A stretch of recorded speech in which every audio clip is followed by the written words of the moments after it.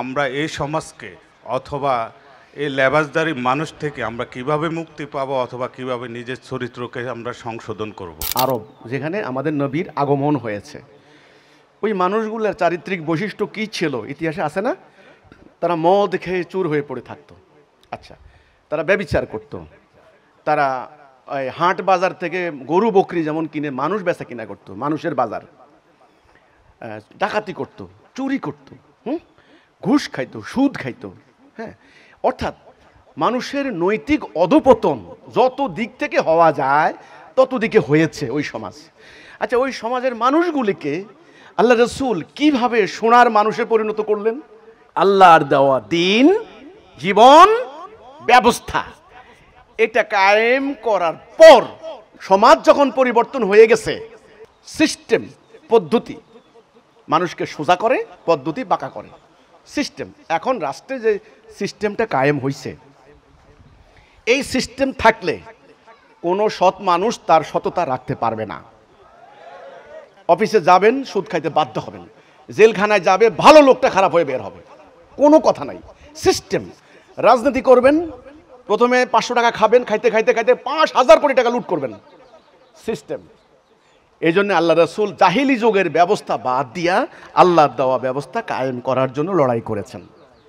আপনি যে বললেন যে ওদের কাছে না গেলে আমরা কি করব, আমি আপনাকে বলতে চাই, আগে আপনি সিরাতুল মুস্তাকিমে আসেন, তারপরে এই সিস্টেম পরিবর্তনের জন্য আপনি নিজেকে নিয়োজিত করেন। তবে দেখবেন ইনশাল্লাহ আজকের এই ঘুষখোর লোকগুলা, সুদখোর মানুষগুলা, ডাকাত মানুষগুলা, এগুলো একদিন সোনার মানুষে পরিণত হবে। প্রথমে আপনি তাদেরকে ঈমান বুঝাতে হবে, তাওহীদ বুঝাতে হবে, তাকে এই জিনিসটা বুঝাতে হবে যে তুমি যদি আল্লাহর প্রতি বিশ্বাসী হও, মোমেন হও, তোমাকে আল্লাহর হুকুম বিধান মানতে হবে।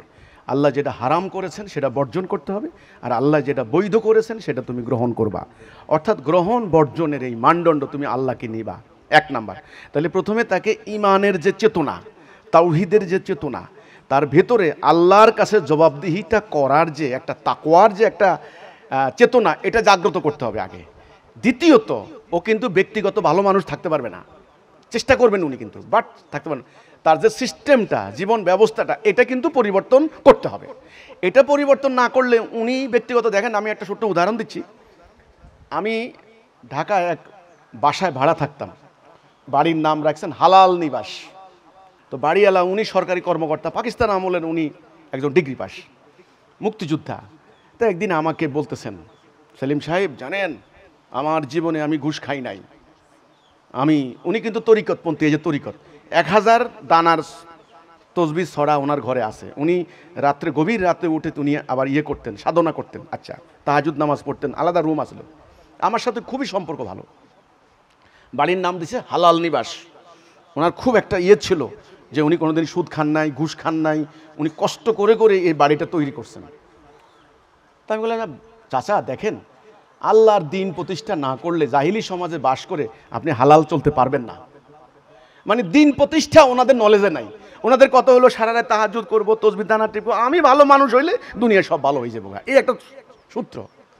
তো একদিন মেজাজ খুব খারাপ, দুপুরবেলা আইসা চিৎকার চেঁচামেচি করতেছে। আর চাচা কি হয়েছে, কি সমস্যা হয়েছে?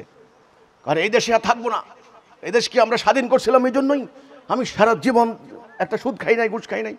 আজকে আমার পানির বিল 70,000 টাকা পানির বিল দিয়ে গেছে। আমি অফিসে যোগাযোগ করছি, তারা বলছে 10,000 টাকা দিয়ে দেন, বিল কমাই দিব। আমি বললাম, তো কি করছেন কাকা, ঘুষ কি দিছেন? কয় এখন না দিয়ে কি করবো। আমি কই গেল আপনার তাহাজ্জুদ নামাজ, কোথায় গেল আপনার তসবিহ দানা? সিস্টেমে আটকে পড়ে গেছেন না চাচা। সিস্টেমটা হলো জালের মতো, জায়গায় জায়গায় জাল দেওয়া আছে, তোমরা আটকা পড়বা। কোথায় যাইবা তুমি?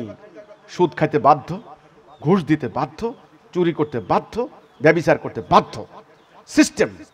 তখন চাচারে বুঝাইলাম, কাকা এই কথাটাই আমি বলেছি, রাসূলুল্লাহ যুদ্ধ করেছেন এই জন্য এই প্রচলিত তাগুত সিস্টেম, মানুষের তৈরি ব্যবস্থাকে পরিবর্তন করে আল্লাহর দেওয়া সিস্টেম কায়েম করেন, তাহলে আপনাকে আর অফিসে ঘুষ আর দিতে হবে না।